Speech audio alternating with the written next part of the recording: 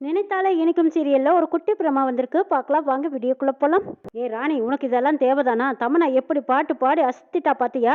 உனக்கு எதுக்கு தேவையில்லாத வேலை? ஏன் உன்னோட குரலுக்கு இதெல்லாம் தேவைதானா? நீ கண்டிப்பா தோக்கத்தான் போற அப்படின்னு சித்தார்த்து சொல்லிட்டு இருக்காங்க.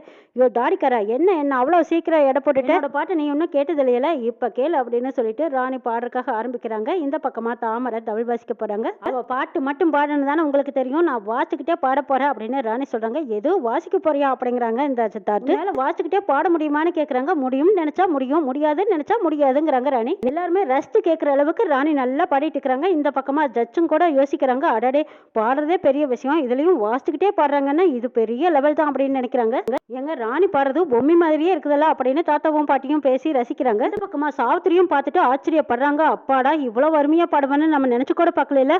ஆனா உனக்காக ஒரு சிங்கரே வந்து பாடியிருக்காங்க. அது மட்டும் இல்லடி, இப்ப எப்படியாவது இந்த கட்ட குரல்ல பேசிட்டே காட்டி கொடுத்துருவ, தயவு செய்து மூச்சு விட்டுறாத, எல்லாரும் கிளம்பி போகிற வரைக்கும் அப்படின்னு சொல்லி சாவித்திரி அவங்க தமன்னாவுக்கு எச்சரிக்கை பண்ணிக்கிட்டே இருக்கிறாங்க. எதுவுமே பேசக்கூடாதான்னு கட்ட குரல்ல கேட்கறாங்க. அப்பாடா, கேட்க சைக்கிளையே, இந்த குரல்ல பேசி எங்க மானத்தை கெடுத்துடாதடி, இந்த வீட்டை விட்டு வெளியே தள்ளிடுவாங்க. அது மட்டும் இல்ல, சொத்து ஒரு பைசா நம்மளுக்கு கிடைக்காது, கொஞ்சம் எச்சரிக்கை, எதுவும் பேசாம அமைதியா நில்லுங்கிறாங்க சாவித்திரி. எப்படியோ உனக்காக அந்த கௌரி உதவுனா, அதனால ஜெயிக்க போறது நம்ம தான், நிச்சயமா ஜெயிக்கிறது நம்ம தான் அப்படின்னு சொல்லி பெருமைப்பட்டு இருக்கிறாங்க. கௌரி பாடி முடிச்சு பணம் வாங்கிட்டு போறாங்க. ரொம்ப சந்தோஷமா போயிட்டு இருக்கிறாங்க. அந்த நேரம் பார்த்து கழுத்தை தொட்டு பாக்குறாங்க. அச்சச்சோ, நம்ம சாந்தி மேடத்தை எட்டி பார்க்கும்போது நம்ம செயின் கழண்டு விழுந்ததே, அப்புறம் போட்டுக்கலாம்னு நினைச்சோமே, அதை எடுக்காமையே வந்துட்டோமே அப்படின்னு யோசிக்கிறாங்க. திரும்ப திரும்ப இந்த மனோவுக்கு தான் ஃபோன் பண்ணிட்டே இருக்கிறாங்க. எதுக்கு இந்த சிங்கர் மறுபடியும் நமக்கு கால் பண்றாங்களே அப்படின்னு ஃபோன் அட்டன் பண்றாங்க. இப்போ ராணியும் பாடி முடிச்சிடுறாங்க. ரெண்டு பேர்த்துல யார் பெஸ்டா பாடினாங்க அப்படின்னு சொல்லிட்டு மார்க் போட்டுட்டு இருக்காங்க. அந்த நேரம் பார்த்து இந்த மனோவுக்கு ஃபோன் கால் வந்துட்டே இருக்குது. சரி, அந்த பக்கமா போய் பேசலாம் அப்படின்னு அந்த பக்கம் போய் ஃபோன் அட்டன் பண்றாங்க. என்னங்க வேணும் உங்களுக்கு? எதுக்கு சும்மா சும்மா ஃபோன் பண்ணிட்டே இருக்கிறீங்க? நாங்க தான் பணத்தை கொடுத்து செட்டில் பண்ணிட்டுமே, அப்புறம் எதுக்கு கூப்பிடுறீங்கன்னு கேட்கறாங்க மனோ. என்னோட தங்கச்சின்னா நான் பாடிக்கிட்டு இருந்த இடத்துல விட்டுட்டு வந்துட்டேன், யாராவது பார்த்தாங்கன்னா அதை எடுத்துருவாங்க, நான் உடனே வந்து எடுத்துக்கிறேன் சார்னு கேட்குறாங்க.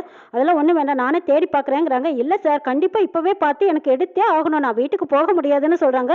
சரி வாங்க மேடம், யாருக்கும் தெரியாம நீங்க எந்த இடத்துல தொலைச்சிங்களோ அந்த இடத்துல எடுத்துக்கலாம் வாங்கன்னு கூப்பிடுறாங்க மனோ. கௌரி பின்வாசல் வழியா வர்றாங்க. சோபாவுக்கு பின்னாடி உட்காந்துருந்தாங்க. அந்த இடத்துல போய் அந்த நகையை எடுத்துட்டாங்க. எடுத்து கழுத்துல மாட்டிக்கிட்டு இப்படின்னு எழுதிருக்கும் போது கரெக்டா இந்த பக்கமா தாமரையும் ராணியும் பார்த்துட்டாங்க. பார்த்ததுக்கு அப்புறமா யாருங்க நீங்க அப்படின்னு சத்தம் போடுறாங்க.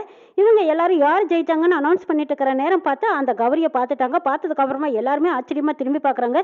யார் மணி அப்படின்னு கேட்கறாங்க. இங்க வந்தீங்க என்ன விஷயம்னு கேட்கறாங்க. இல்ல, என்னோட செயினை தொலைச்சிட்டேன் அப்படிங்கிறாங்க. எது செயின்? உங்க செயின் இங்க எப்படி வந்தது அப்படின்னு அந்த இடத்துக்கு போய் பாக்குறாங்க. அந்த இடத்துல மைக் இருக்கு.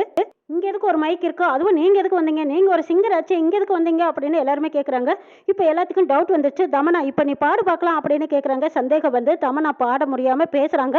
இந்த பேச்சை கேட்டதுமே எல்லாருமே கட்ட குரல்ல காது அடிச்சு நிக்கிறாங்க. இந்த ராணிக்கு சித்தார்த்துக்கு இதே வேலையா போச்சு, எதை செஞ்சாலும் திருப்பி திருப்பி செய்யின்னு சொல்றது அப்படின்னு இப்ப சாவித்திரி சரியான கோத்துல இருக்கிறாங்க. சரி, நீங்க எதுக்குங்க இப்ப வந்தீங்க? என் பொண்டாட்டி ஜெயிக்கணும்னு நினைச்சேன், உங்களுக்கு தான் நகையை மறுபடியும் எடுத்து தரேன்னு சொன்னேன், அவசரப்பட்டு வந்துட்டீங்களேங்கிறாங்க. சார், நீங்க கொடுத்த 10,000 விட என்னோட நகையோட மதிப்பு தெரியுமா? 4-5 லட்சம் தெரியுமா சார் அப்படின்னு சொல்லிட்டு போறாங்க. எல்லாத்துக்குமே சந்தேகம் வந்து தமன்னா பேசுறத பார்த்துட்டு, இல்ல நீங்க இப்போ இருக்க பாட்டு பாடி காட்டியே ஆகணுங்கிறாங்க. இதுக்கப்புறமா பாட முடியாத தமன்னா பாடு காட்டுறாங்க. கண்டிப்பா ஜெயிச்சது ராணி தான், தமன்னாவோட குரல் கிடையாது, நீங்க ஆள் வச்சு செட் பண்ணிருக்கீங்க, இது இந்த போட்டியில ஜெயிச்சது ராணி தான் அப்படின்னு அறிவிச்சிடுறாங்க. தமன்னா பேச ஆரம்பிச்சதே கேட்க முடியலையோ, அப்ப எப்படி பாடியிருப்பான் அப்படின்னு எல்லாருமே பாட சொல்லி வற்புறுத்தி கேட்கறாங்க. தமன்னால பாட முடியல, ஆனா ஜெயிச்சது ராணி தானே, ராணிக்கு தான் பிரைஸ் கொடுக்குறாங்க. அது மட்டும் இல்லாம இப்ப தமன்னா தான் வீட்டை விட்டு வெளியே போக வேண்டியதா இருக்கு. சாவித்திரி கேங்க எல்லாரும் பதறி போய் நிற்கிறாங்க. அச்சோ, இந்த தமன்னா இப்படி போட்டு சொதப்பிட்டாலே சொத்தும் போச்சு, நம்மளுக்கு இந்த வீட்டில் இருக்கிற அருகதையும் கிடையாது, இன்னும் ராணியா பார்த்து பிச்சை போட்டா தான் அப்படின்னு எதிர்பார்த்துட்டு இருக்கிறாங்க. என்ன நடக்க போகுதுங்கிறதையும் நம்ம வேற சொல்ல பார்க்கலாம்.